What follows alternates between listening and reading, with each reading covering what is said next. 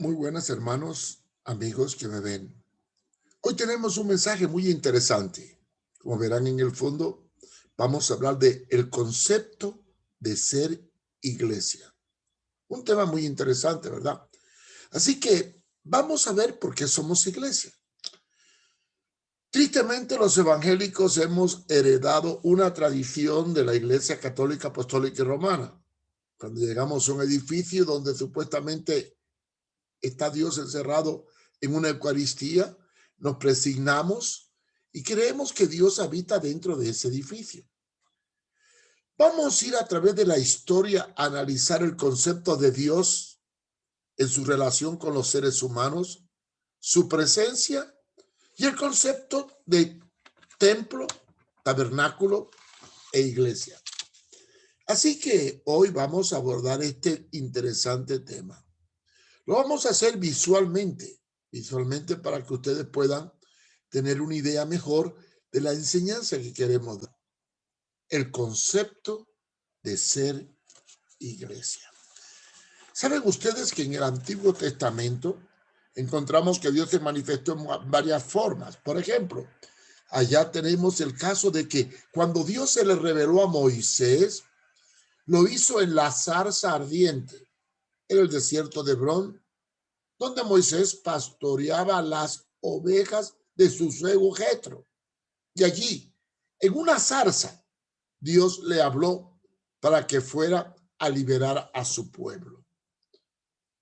Más tarde, cuando ya logró liberar a su pueblo de la esclavitud de Egipto y lo llevó al desierto, allá en las montañas del Sinaí, Moisés se trepó junto con Josué para hablar con Dios. Y Dios allí en la montaña le dio la tabla de los 10 mandamientos.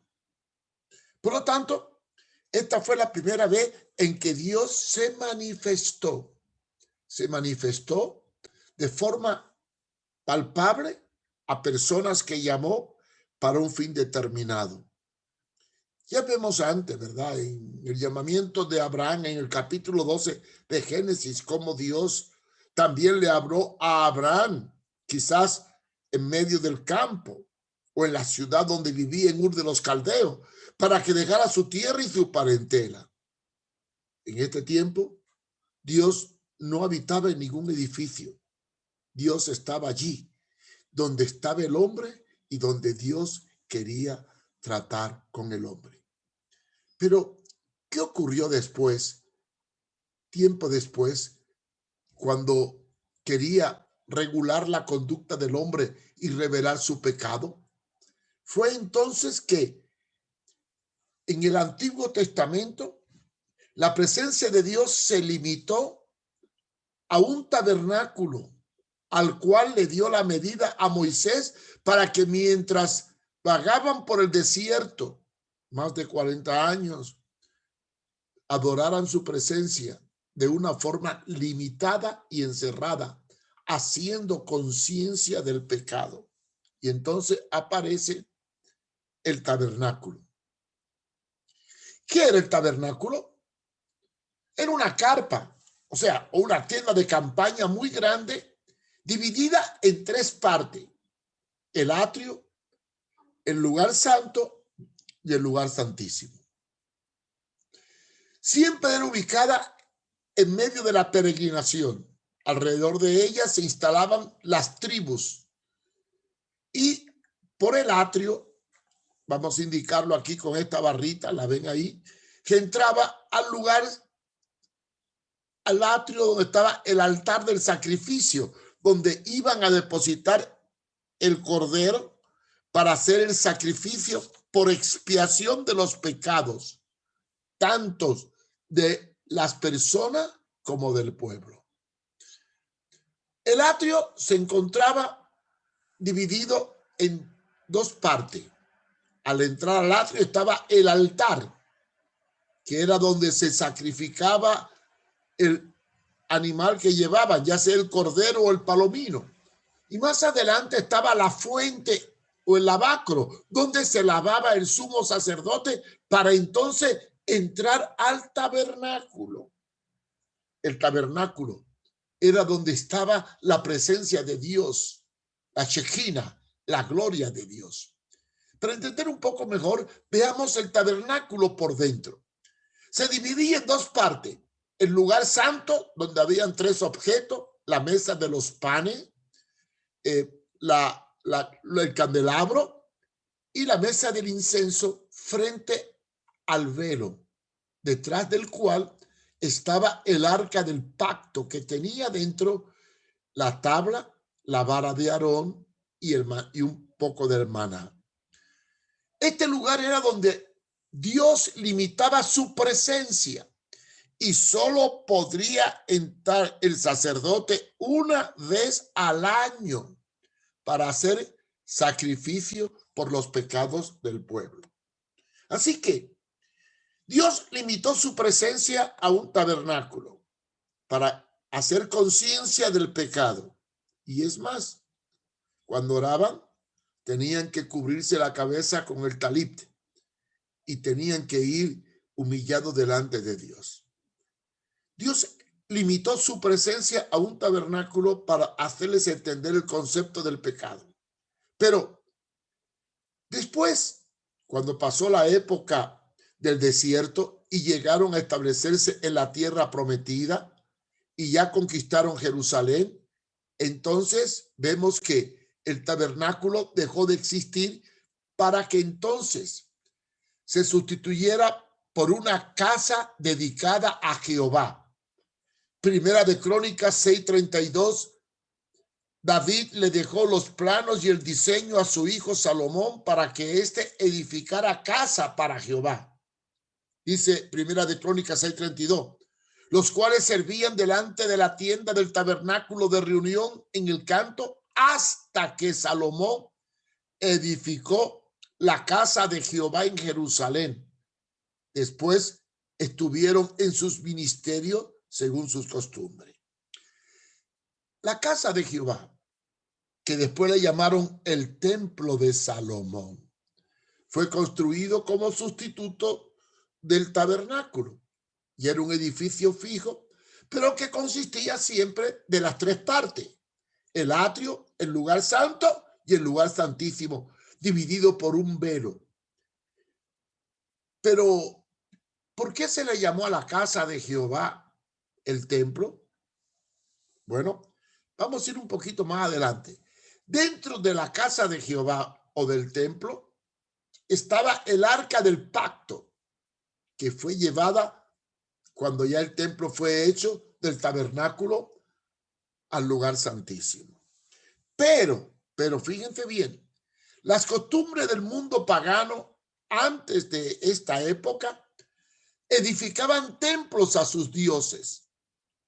En Egipto habían templos, igual que lo hubo en Siria, Asiria, Babilonia y en Grecia. Este es el templo de Grecia. Siempre se le hacía templo para que habitaran los dioses. El concepto de templo era la casa donde moraban los dioses. Así que encontramos el Areópago, un templo grandísimo construido en Grecia, donde habitaban o se ponían las estatuas de todos los dioses que aparecían.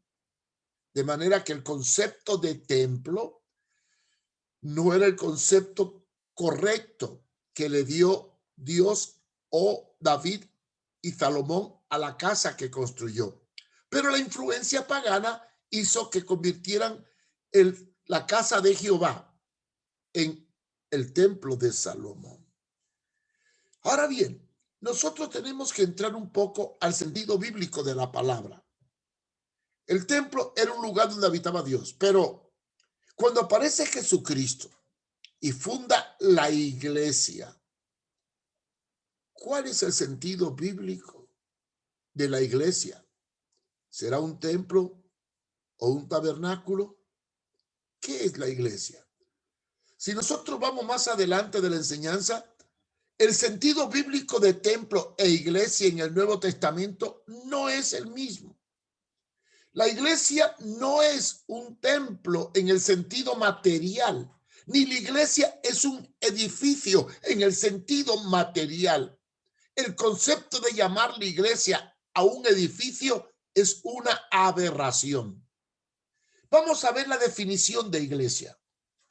La iglesia es la asamblea de la comunidad de fe, de las personas que se acercan a Dios confesando a Jesucristo como Señor y Salvador.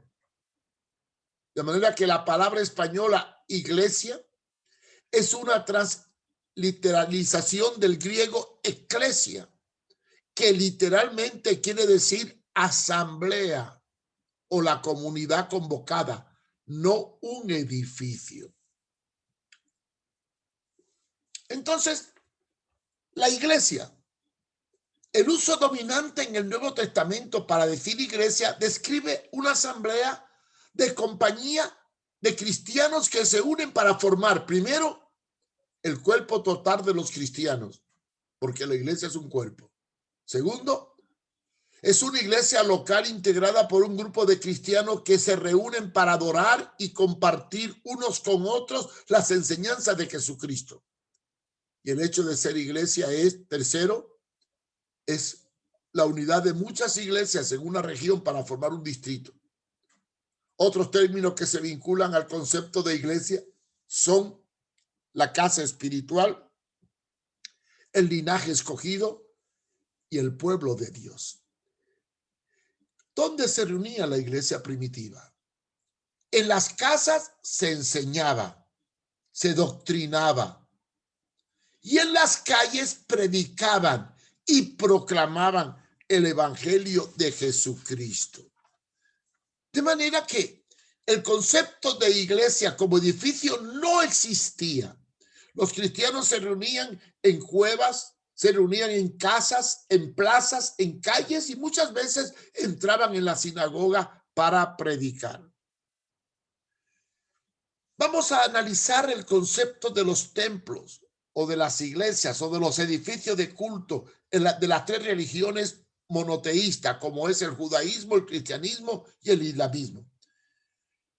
Los judíos le llaman a su lugar de reunión donde adoran o estudian la palabra, la Torah, sinagoga. Los cristianos erróneamente le han llamado al edificio donde se reúnen los cristianos iglesia.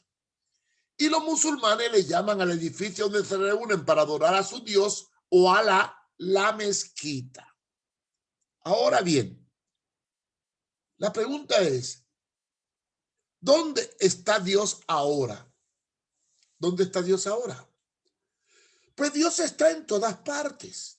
Donde quiera que hayan dos o tres reunidos en el nombre del Señor, allí está el Señor.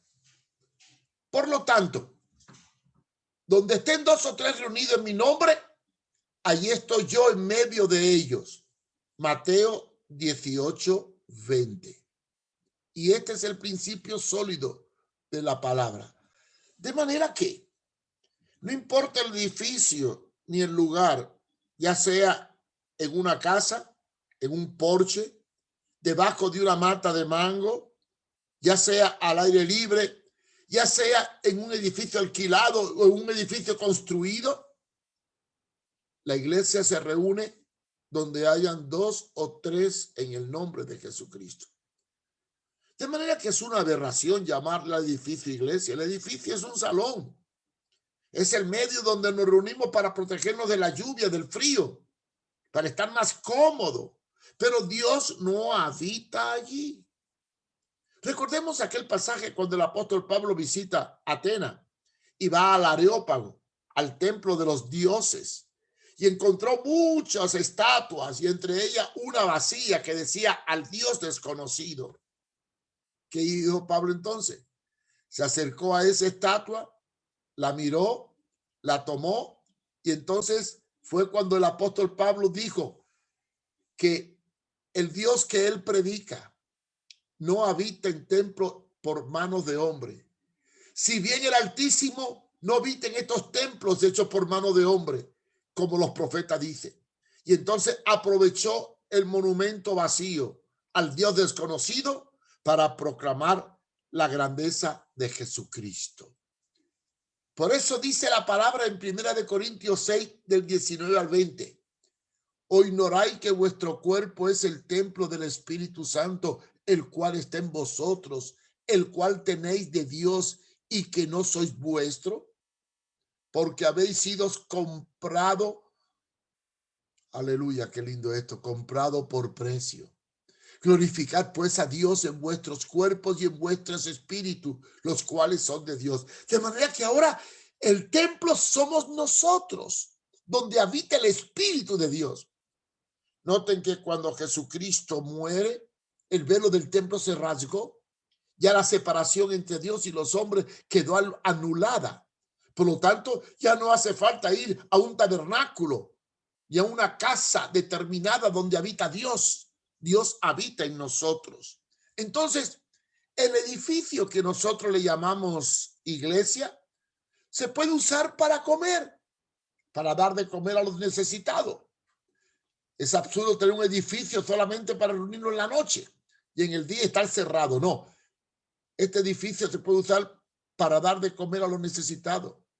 En caso de emergencia, podemos convertir el edificio en un hospital para atender a los enfermos en caso de una epidemia, como está ocurriendo ahora. O también podemos convertir el edificio en un lugar donde podamos ayudar a los necesitados. Por lo tanto, para enseñar, para educar, para dar clase, para hacer una guardería. En fin, la iglesia somos nosotros. El edificio es un medio. Lo mismo lo usamos para adorar a Dios que para servir a la comunidad. No debemos nosotros limitar la presencia de Dios a un lugar. No debemos gastar en vanidad y lujos un edificio porque allí habita Dios. Hermanos, Dios no habita en ese edificio. Dios está donde tú estás. Qué error es cuando dicen, ay, hermano, voy a la iglesia a buscar a Dios. Ven acá, entonces no lo encontraste. Estás perdido. A Dios no hay que encontrarlo. A Dios se encuentra y se lleva y se siente y habita en nosotros y está en nosotros. Estos errores de convertir un edificio en iglesia, ignorando que la iglesia somos nosotros, nos ha llevado a que tengamos majestuosos edificios que solo lo usamos 2 veces a la semana en las noches para adorar. Y olvidamos que podemos adorar en cualquier lugar. La iglesia es el conjunto de creyentes en torno a la presencia de Cristo en todo el mundo. Y no depende de un edificio, de una catedral. No, depende de corazones sinceros que se dobleguen y reconozcan y proclamen el señorío de Cristo en su vida. Es por eso que cuando yo fundé iglesias o levanté obra, le puse al edificio centro. ¿Por qué? Porque si es un centro, lo mismo puede ser para predicar, que para enseñar, que para cuidar niños, que para dar de comer. Pero cuando tenemos el concepto de que el edificio es divino y ahí habita Dios, entonces tenemos una dualidad de conducta. Entramos al edificio y somos unos santos. Aleluya. Cuando salimos nos olvidamos que en realidad la iglesia no se quedó allí. La iglesia soy yo. Yo y aquellos que se juntan conmigo. Así que, hermanos, cuando digan voy a la iglesia, no digas voy a la iglesia. Di soy la iglesia. Nos vamos a juntar para adorar a Dios. El lugar no importa. Ahora mismo estamos adorando por medio del internet, por medio virtual, porque la plaga nos tiene incapacitados de juntarnos en el edificio. Además de juntarnos, tendría que ser en un lugar al aire libre para evitar el contagio del coronavirus en esta época. Pero no importa el lugar donde estemos. Lo que importa es estar, adorar y servir a Dios. Este es mi mensaje para ustedes. Y le invito a hacer una oración para que podamos entender que lo importante no es el edificio llamado iglesia. Lo importante es nosotros, donde nos juntamos, que somos iglesia. Donde hayan 2 o 3 reunidos en mi nombre, allí estoy yo. Padre, te damos gracias por tu palabra, te damos gracias por la enseñanza. Haznos entender que la iglesia somos nosotros, que nuestro cuerpo es tu templo donde tú habitas, oh Dios. Ayúdanos a vivir coherente con la verdad bíblica y no desvirtuar conceptos que nos llevan a errar en ciertos objetivos. Bendícenos y cuídanos y prospéranos. Te lo pedimos todo en el nombre de Jesús. Amén. Dios le bendiga y recuerde, no le llame un edificio iglesia, ni templo. Tú eres la iglesia. Tú eres el templo del Espíritu Santo. Dios te bendiga.